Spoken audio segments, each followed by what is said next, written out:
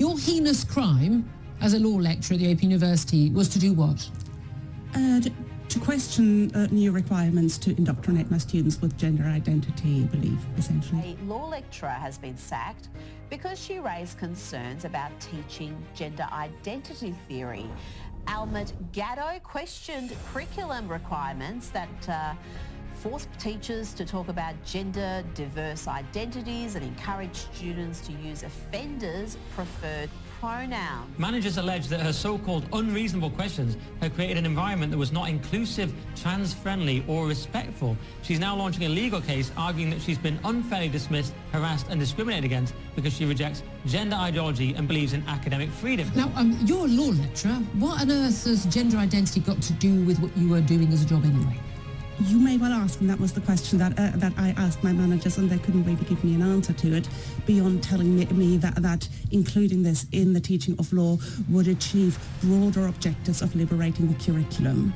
Excellent. Liberated the curriculum, right, we've got a clue there. When I asked questions about the teaching of genderism as part of criminal law, the response that I got from university management was just, we're not going to discuss it, you will teach this to your students, the subject is closed.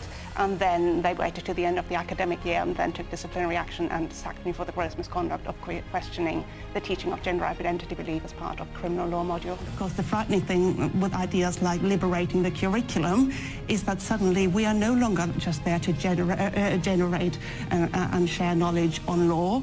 We are there to share knowledge on law insofar as it is conducive with these ideas that the EDI department wants to introduce into all current curriculum.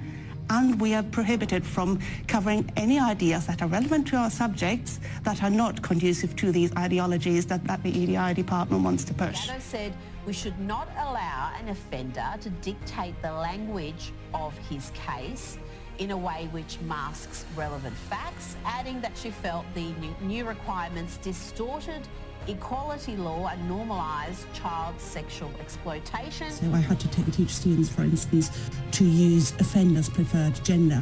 So, yeah, in the case of a court case, yes, a rapist, for instance, said I'm a trans woman would have to be referred to as she and her. Oh, absolutely. So it's she penetrated me with her penis. Otherwise, you're being disrespectful. Deep sigh. Yeah. And the thing about this is it's not just a matter of them saying, you can't say this, you can't say that, not like a free speech issue.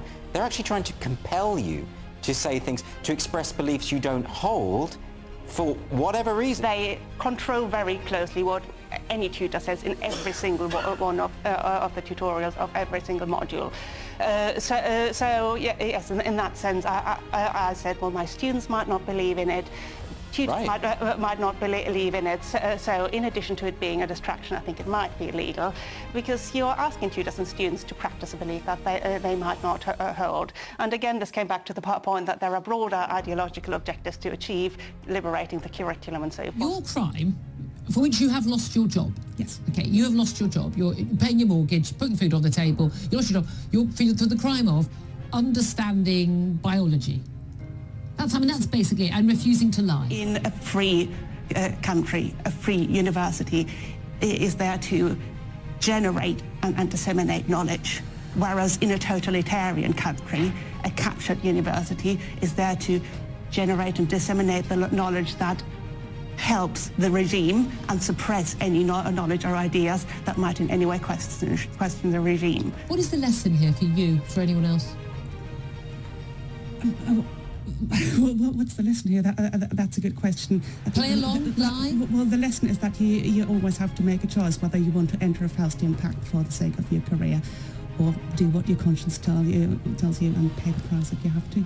Well, I for one, just absolutely in awe of people like you who actually do are willing to pay the price and stand up for reality, stand up for facts, stand up for truth, and stand up for children, for women, for everybody. So, I mean, I thank you, and I'm very, very sure my audience will feel the same way as well.